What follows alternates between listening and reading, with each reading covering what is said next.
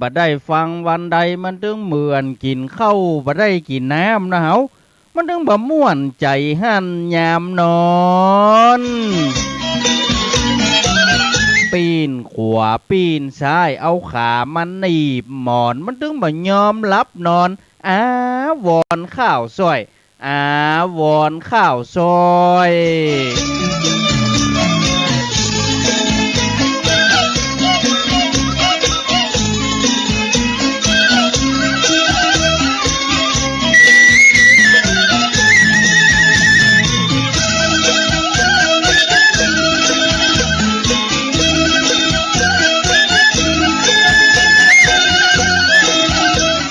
ขอยกมือ10 นิ้วแตบใต้ไว้สาพระมหาเถรานุเถระเจ้าคณะพระสังฆาธิการครูบาอาจารย์จุตนจุองค์ด้วยความเคารพขอความผาสุกความเจริญในธรรมจงมีแก่ท่านผู้ฟังพ่ออุ้ยแม่อุ้ยท่านผู้ฟังที่ฮักทุกคนทุกท่านสำหรับค่ำยามแรงวันนี้เฮามาปากันกับรายการนานาสาระธรรมะข้าวห้ำกำบะเก่าดำเนินรายการโดยเกาหลานกับนานหลวงผ่านทางคลื่นสถานีวิทยุท้องถิ่นจังหวัดเชียงใหม่คลื่นพระพุทธศาสนาและจริยธรรม FM 96.0 เมกะเฮิรตซ์ท่านผู้ฟังที่รับฟังทางคลื่นสถานีวิทยุFM 97.5 CM 77วิทยุอินเทอร์เน็ตล้านนา FM 97.5 ฝางแม่อายชัยปราการเจียงหาย FM 91.50 เมกะเฮิรตซ์แม่นาเรดิโอตำบลแม่นาอำเภอเจียงดาวจังหวัดเชียงใหม่ FM 104.5 เมกะเฮิรตซ์สถานีวิทยุพระพุทธคลื่นพระพุทธศาสนาและวัฒนธรรมของวัดฝ่ายหินตำบลสุเทพอำเภอเมืองจังหวัดเชียงใหม่ฟังที่ฮักทุกท่านมาค่ำยามแรงนี้มาปะกันแหมแล้วกับรายการเข้าห้ำกำบะเก่าไปฟังก่ายกันเด้อมาปะกันถึงวันตั้งแต่วันจันทร์ถึงวันศุกร์ท่านผู้ฟังที่ฮักทุกท่านเวลาทุ่มเกิงถึง2 ทุ่มโดยประมาณวันพรุ่งนี้วันเสาร์เฮามาปะกันตั้งแต่เวลาเที่ยงจนถึงบ่ายโมงเด้อเที่ยงจนถึงบ่ายโมงแล้ววันอาทิตย์ที่26จะไปลืมกันเด้อเฮามีงานเปิดศูนย์การเรียนรู้พื้นบ้านล้านนาวรรณกรรมพื้นบ้านหัตถกรรมเครื่องสักการะล้านนาท่านผู้ฟังที่ฮักทุกท่านให้จะออกโรงทานเจอเนอะมาร่วมกันออกโรงทานก็ดีโรงทานข้าวน้ำปลาอาหารหรือจะมาร่วมงานมาฟังจ้อยฟังซอกันงานกันม่วนงานจัดโดยชมรมกวีล้านนาข้าวภาคเหนือเชียงใหม่สมาคมสืบสานตำนานปีซอจังหวัดเชียงใหม่สมาคมสืบสานตำนานปีซอนำโดยพ่อครูอินตาเหล่าคำหรือว่าพ่อครูจันตาเหล่าคำชมรมกวีล้านนาข้าวภาคเหนือนำโดยพ่อครูศิริพงษ์วงชัยประธานชมรมกวีล้านนาข้าวภาคเหนือเขาจะมาร่วมกันเปิดศูนย์การเรียนรู้เพื่ออนุรักษ์รักษายังวรรณกรรมพื้นบ้านล้านนาก็ดีหัตถกรรมพื้นบ้านล้านนาก็ดีเห็นต้นว่าข้าวก็ดีจ้อยก็ดีซอก็ดีบ่ฮื้อมันสูญหายไปหัตถกรรมล้านนาอันได้แก่จักสารไปเลิบจักตอกไปตอกเลิบตอกสารตอกแปลงกล้วยตีนจ้างแปลงเครื่องสักการะล้านนาหมากสุ่มหมากเบงโอ้วันงานมาเนอะมาร่วมงานกันวันติดที่ถึงนี่นะวันพุธนี่วันเสาร์เที่ยงจนถึงบ่ายโมงถ้าบ่มีอย่างผิดพลาดจะไปลืมกันเนอะฟังรายการเข้าห้ำกำบะเก่าวันพุธนี้ถ้าฟังที่ฮักก็ในวันที่26นั้นจะมีการเปิดศูนย์การเรียนรู้พื้นบ้านล้านนาโดยวัฒนธรรมจังหวัดเชียงใหม่และก็ท่านนายอำเภอหางดงเป็นประธานในพิธีในการนี้ยังมีคณะกรรมการกพสกลุ่มพัฒนาสตรีอำเภอหางดงนำโดยท่านประธานคุณแม่อัญชันตันจรัตกุลจะมาร่วมกิจกรรมจัดกาดมั่วขัวหอมพร้อมทั้งสาธิตการแปลงจีนส้มการแปลงน้ำยาการแปลงน้ำยาล้างจานแปลงจีนส้มแล้วบ่พอนะแจกคือฟรีนะ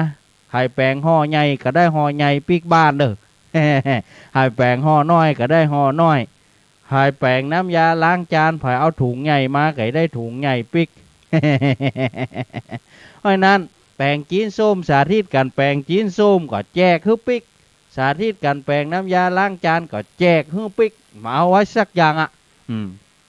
พร้อมกันนั้นเขายังจะมีการทอดผ้าป่าของชมรมกวีล้านนาหน้าข้าวภาคเหนือเพื่อสมทบทุนในการเผยแพร่วรรณกรรมข้าวห้ามกรรมบะเก่ารวมถึงของสมาคมสืบสานตำนานปีซอ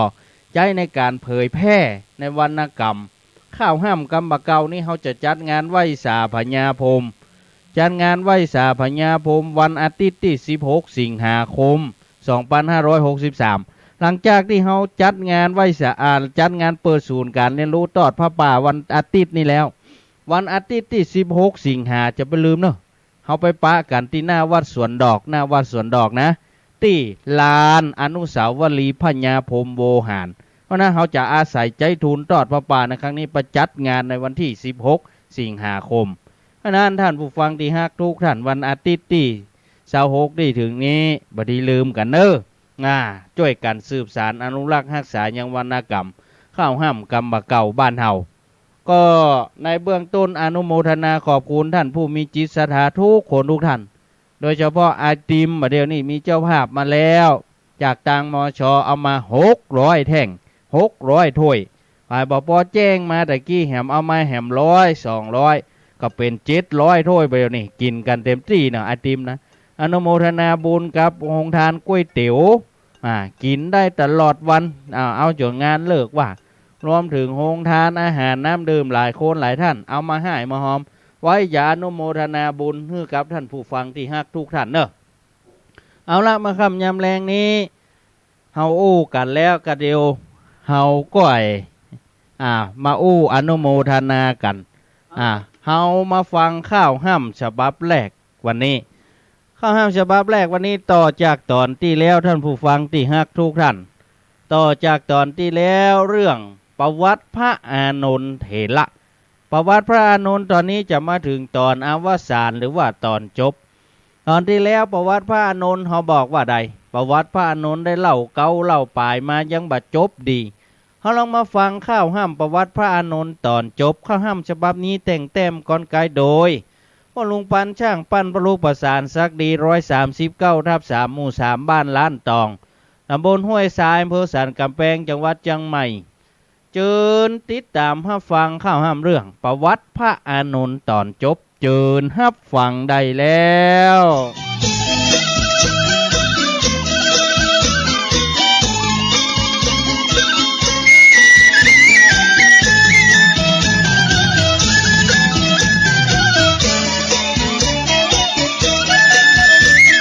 กตัญญูตา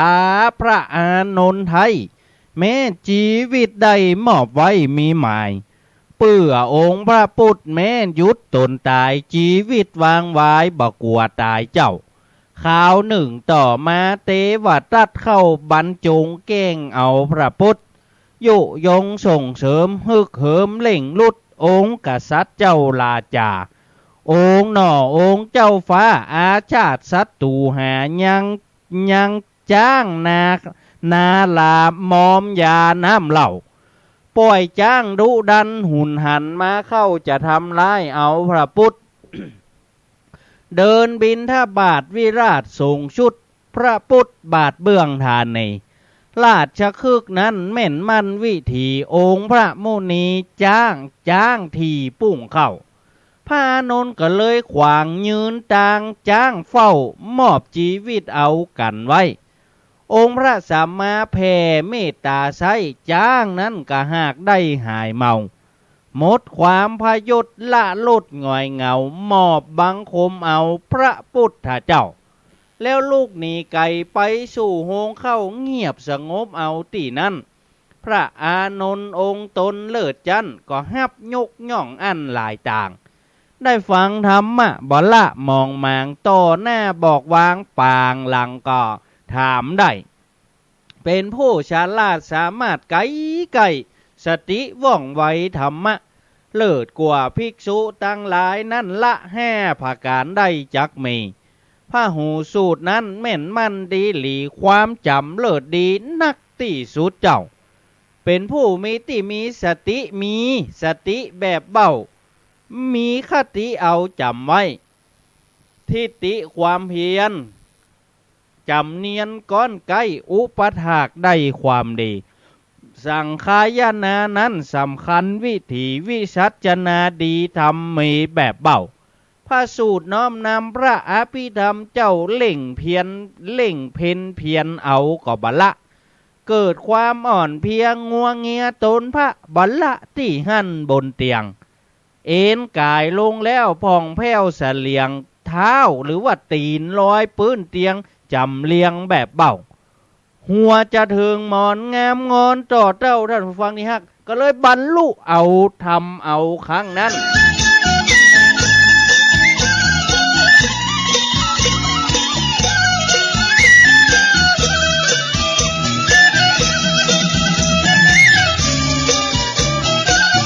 พระอานนท์บรรลุธรรมตอนจะเอาหัวลงนอนท่านผู้ฟังที่ฮักโอ้บ่ใช่ธรรมดานะเป็นอรหันต์เหม็นมันเลิศจันแปลกแต่ว่าอันไม่มา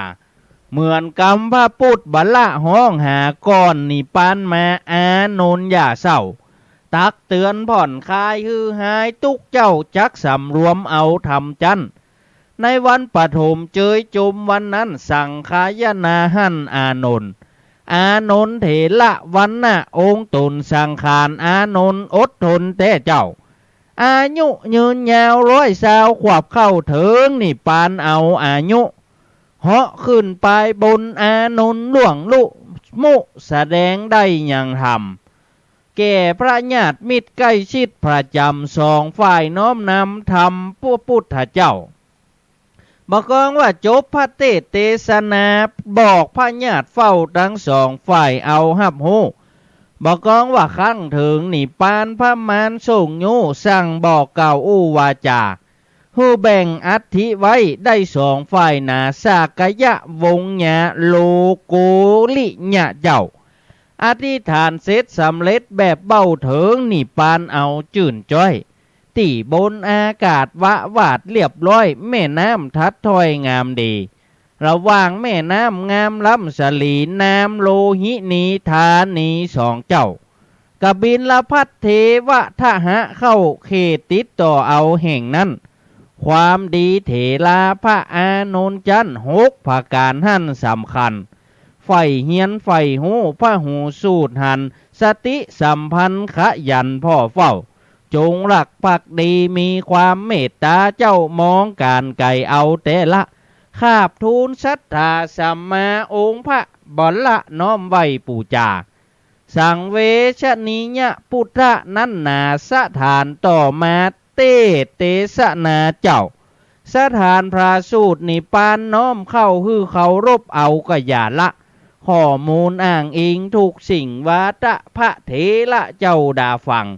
จบสมบูรณ์แล้วบอกแก้วพิษหวังขอท่านผู้ฟังโชคดีเน้อเจ้าสถานพาสูตรนิปานน้อมเข้าคือเขาลบเอาอย่าละข้อมูลอ้างอิงถูกสิ่งวาตะพระเถระเจ้าดาฟังโอ้จบสมบูรณ์แล้วบอกแก้วพิษหวังขอท่านผู้ฟังโชคดีเน้อเจ้ากันว่ามีเวลาปากันมาเฝ้าวิทยุเอาอย่าละวันนี้ขอลาอู้จาธรรมะเรื่องเถระเจ้าขอลาข้าววาตามีมาเต้าอี้เต้านี้จบวางลงก่อนแต่นายเฮยยินดีจะน่าเข้าห้ามเรื่องประวัติพระอานนท์ตอนที่2ท่านฟังที่ฮักฟังแล้วจบแล้วประวัติพระอานนท์ในต่างพระพุทธศาสนาแต่งเต็มก้อนกายโดยป่อนลุงปันช่างปั่นลุงประสานสักดี139/3 หมู่ 3บ้านล้านตองตำบลห้วยทรายอำเภอสันกำแพงจังหวัดเชียงใหม่ท่านฟังที่ฮักทุกท่านหวังว่าจะได้ความรู้เหมือนกันจู้คู่นายคนเนอ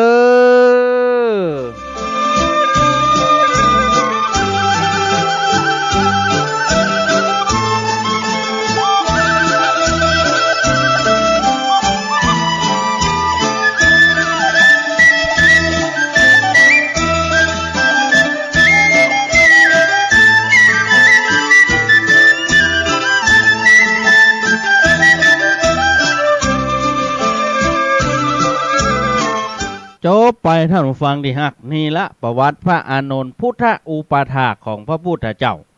อย่างที่เฮาได้อู้ไปกันนั้นพระอานนท์นี่ยอมสละชีวิตแทนพระพุทธเจ้าได้นะเพราะว่าพระอานนท์นี้เป็นพุทธอุปถากพระสัมมาสัมพุทธเจ้าบ่ฮือได้บกพร่องสักอย่างยังบ่ได้นั้นยอมสละชีพสละชีวิตแทนพระพุทธเจ้าได้เหมือนข่าวที่พระเทวทัตยุยงให้พระเจ้าอาสาทศัตรูปล่อยจ้างนาลาคิรีหวังจะทำลายหรือว่าทำลายพระพุทธเจ้าคณะเสด็จออกบิณฑบาตในกรุงราชคฤห์ณขณะนั้นจ้างนาลาคิลิงล่นตุงเข้ามาหาพระพุทธเจ้าพระอานนท์ก็เลยหันจะอ่านด้วยความกตัญญูก็เลยด้วยความกตัญญูความจงรักภักดีก็เลยมอบกายถวายชีวิตเป็นพุทธบูชาก็เลยไปยืนขวางหน้าจ้างไว้หวังจะฮื้อจ้างนั่นทำลายตัวเก่าแทนพระพุทธเจ้า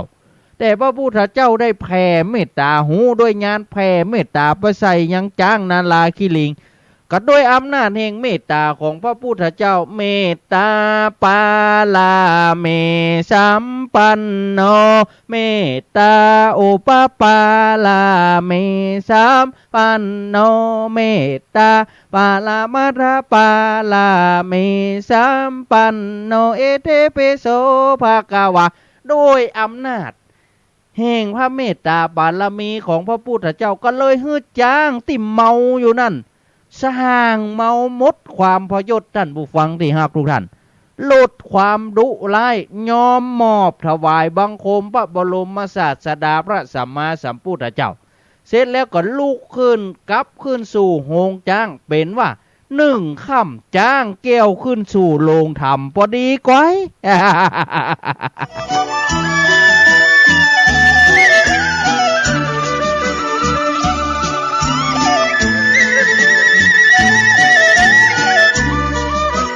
นี้เปิ้นถึงว่าฉลกวันค่ำค่ำจ้างแก้วขึ้นสู่โรงธรรมเป็นที่มาจะรู้นี่ค่ำจ้างแก้วขึ้นสู่โรงธรรมค่ำฟังธรรมกลางป่าจ้าค่ำล้างมือท่าควายกินค่ำนอนปลายตีนตากแดดค่ำผีแวดล้อมปองเอาค่ำลงเปาไปค่าค่ำข้ออยู่ท่าควายจนค่ำสาละวนบ่เมียนค่ำถูกเสียนพระรามค่ำหาความงามมาได้ค่ำขี้ไรเกิดเป็นดีค่ำก็ว่ากันไปใจด้านฟังเนี่ย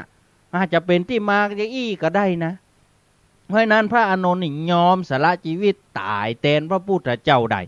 พระอานนท์ก็เลยได้รับการยกย่องหลายตำแหน่งโดยเฉพาะพระอานนท์นี่ได้รับการยกย่องนี่เลิศกว่าพระภิกษุทั้งปวง5ประการวันนั้นขอปอน8ประการ5885ก้อย โอเล่นบ่ได้เด้อวันนั้นเปิดว่าพระอานนท์ขอปอนพระพุทธเจ้า8ประการเรียบร้อยละบัดเดี๋ยวนี้ได้รับการยกย่องแหม5ข้อก็5885โอ้ย ได้รับการยกย่องว่าเป็นพระหูสูตรพระอานนท์นี่จำพุทธวจนะของพระพุทธเจ้าได้นักที่สุดแล้วก็พระอานนท์เป็นผู้มีสตินักที่สุดแล้วก็พระอานนท์เป็นผู้มีคติในการจำแนกพุทธวจนะได้ดีที่สุดแล้วพระอานนท์เป็นผู้ที่มีทิฏฐิก็คือความเพียรนักที่สุดสุดท้ายพระอานนท์เลิศทางด้านพุทธอุปถากก็คือดูแลถ้าในต่างภาษาบ้านเฮาเปิ้นฮ้องทศก็เป็นพระอุปถากนั่นน่ะเป็นผู้เลิศที่สุดเนี่ยถ้าฟังที่หักพระอานนท์นี่ปรินิพพานหรือว่าสดับเด็ดดับขันกลางอากาศนะพระอานนท์นี่ดำรงอายุสังขารอยู่ถึง120 ปีพิจารณาว่าควรจะปรินิพพานเข้าสู่แดนนิพพานได้แล้วก็เลยห้องฝ่ายสักกะยะและฝ่ายโลกิยะมาหิมฝั่งแม่น้ำโลหินีอย่างที่ป่นลุงปันได้แต่งไปนะบอกว่าท่านได้เหาะขึ้นไปบนอากาศและได้แสดงธรรมสั่งสอนเทวดาพร้อมกับประยุรญาติทั้ง2ฝ่ายตลอดพุทธบริษัทอื่นเมื่อจบพระธรรมเทศนาแล้วได้ตั้งสัจจะอธิษฐานว่า เมื่อเฮาเนี่ยนิพพานแล้วขอให้อัฐิหรือว่ากระดูกของเฮาเนี่ยจงแยกออกเป็นสองส่วนเนอะแล้วก็ตกลงที่ฝั่งกรุงกบิลพัสฝ่ายหนึ่งไปหาประยุรญาติฝ่ายสักยวงศ์แหมส่วนหนึ่งให้ไปตกฝั่งกรุงเทวทหะของพระประยุรญาติฝ่ายโกริยะวงศ์ส่วนหนึ่งเพื่อป้องกันบะฮือทั้งสองฝ่ายได้ลู่กันได้พิษกันลู่อังคารหรือว่าอัฐิธาตุของพระอานนท์ครั้นเมื่ออธิษฐานเสร็จแล้วก็เข้าสู่ดับขันปรินิพพานกลางอากาศเลยในท่ามกลางแม่น้ำโลหินีนั่นเรียกว่าเตโชธาตุก็เกิดขึ้นเตโชก็คือไฟเผาร่างของพระอานนท์กลางอากาศเหลือแต่กระดูกแยกออกเป็นสองส่วนตกลงบนดินฝั่งแม่น้ำโลหินีโสมดังที่ท่านได้อธิษฐานไว้ทุกประการนี่เป็นประวัติของพระอานนท์ท่านผู้ฟังที่ฮักทุกท่าน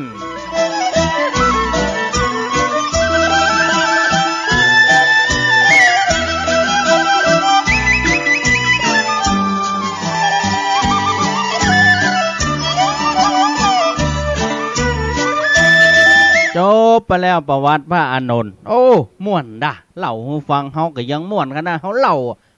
แล้วเฮาฟังดอกเก่าเล่าก็ม่วนกันปอนข้อแรกขอ8ข้ออันที่2เด่นเลิศ5ข้อจำไว้นะ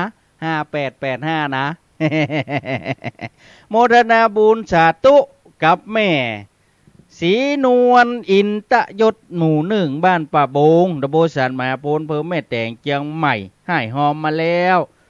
ตึงหล่อพระเจ้าเงินล้านตึงอย่างสะปะสะเปดน่วมบุญกับเก้าล้านนั่นหลวง1,100 บาทแม่จันเปงบาลินบ้านป่าบงแม่แต่งตานไว้ปลายหน้าถวายไว้กับเก้าล้านนั่นหลวง200 บาทนุโมทนาบุญพร้อมกันนั้นอนุโมทนาบุญเจ้าภาพโฮงทานก๋วยเตี๋ยวรสเด็ดไม่เผ็ดไม่เลิก ในวันงานเปิดศูนย์การเรียนรู้กินตั้งแต่เจ้าโพสจนปีกบ้านฝั่งห่อปีกเตนสถาปัตย์ติวกับสถาบันหม้อปอก่อนเฮือเลี้ยงในงานเฮือมันกุ้มก่อน กินเต็มที่ขออนุโมทนาบุญโยมนงคารบุญมี500 บาทแม่จำนงกองคำ500 บาทนัดประพัดกองคำ500 บาทหออัมภัยคำชัย500 บาทแม่มุกดาคำชัย200แม่อัมพรกองคำ200โยมยูพาจันฟัน100โยมปันนีศรีวิไล200 บาทอันนี้เปิ้นฮับเป็ดเจ้าภาพโฮงทานกินวันค่ำบันไล่บันเลิก ยินดีจัดหนักแล้วหลายท่านหลายคนกันเริ่มมาโจทย์แล้ววันพุธนี้เที่ยงจนถึงบ่ายโมงวันเสาร์นะเจ้ามาอานุโมทนาที่มาห่วมออกโฮงทานที่ฮับเป็นเจ้าภาพน้ำกับแม่จันฟองกิติแม่ไลศรีวิไลฮับเป็นเจ้าภาพน้ำ24 แพ็ค24 แพ็คแล้วแม่แรงนี้กับยังมีน้ำของพี่อ้ายสุเทพนงคารบุญมีอมตารแหมก็ขออนุโมทนาพร้อมกันนั้นโฮงทานไอติมนะท่านฟังที่ฮักโมทนาบุญครับโยมบุญชุมเจริญประชาถ้าเป็นเจ้าภาพไอติมปาตัน600 ถ้วยเป็นเงิน 3,000 บาทเอามาแจกในวันพรุ่งนี้วันดาแล้วก็วันที่28วันที่26วันเปิดงานแหมวันพรุ่งนี้ไผว่างมาช่วยงานกลางเต็นท์ก็ได้มาขนเก้าอี้ช่วยกันก็ได้วันพรุ่งนี้เริ่มตั้งแต่เมื่องานไปเลี้ยงข้าวเลี้ยงน้ำเลี้ยงไอติมวันพรุ่งนี้นะโมทนาบุญกับทุกท่านทุกคนแม่คำใบประกอบกิจเอาซองมาฮือได้ฮับแล้วแม่ซองผ้าป่าได้ฮับแล้วเอาฟังที่ฮักทุกท่านวันนี้ตอยปริศนากรรมตอยวันนั้นบัดได้เฉลยสักคำงอแล้วเป็นแขนเป็นศอกกึดบ่ออกคือบอกเว่ยอันยังงอแล้วเป็นแขนเป็นศอกกึดบ่ออกคือบอกเว่ย อันนี้จะเฉลยแล้ว0849722838ยินดีทุกท่านทุกคนที่เข้ามารับชมมาฟังปรุปันช่างปั้นปรุประสานสักดีกาบไว้สาท่านพระครูบุญเนตรที่นับถือครับปรุปันช่างปั้นที่นับถือเหมือนกันบัดเดี๋ยวนี้กำลังเนี่ยการเตรียมงานกันอยู่นะท่านฟังที่เหลือ2 คนนะเหลือ2 คนเนี่ยการนะ พออีดูสงสารเตรียมงานนะมันนะไว้พี่ไรวันไว้สาครูบาเจ้าใครจะห่วมตอดผ้าป่า ถ้าว่าบัตรได้มาสามารถโอนเข้าบัญชีได้ สามารถติดต่อมาได้ที่0849722838เนอะ0849722838สีทนคำแสนสวัสดียามแรงครับกับไว้สาพระคุณเจ้าวงเดือนบุญโดยไว้สาเจ้าฟังอยู่เจ้าสาธุสาธุเจ้าบ่ห่วมน้อยก็ห่วมนัก10 บาท20 บาทเป็นบุญกุศลหมดมาห่วมงานกันก็ได้บุญแล้วท่านฟังที่ฮักทุกท่านเนอะมาห่วมบุญนะมาเอาบุญร่วมกันเนอะงานเปิดศูนย์การเรียนรู้นะสายแรกวันนี้เจริญปอน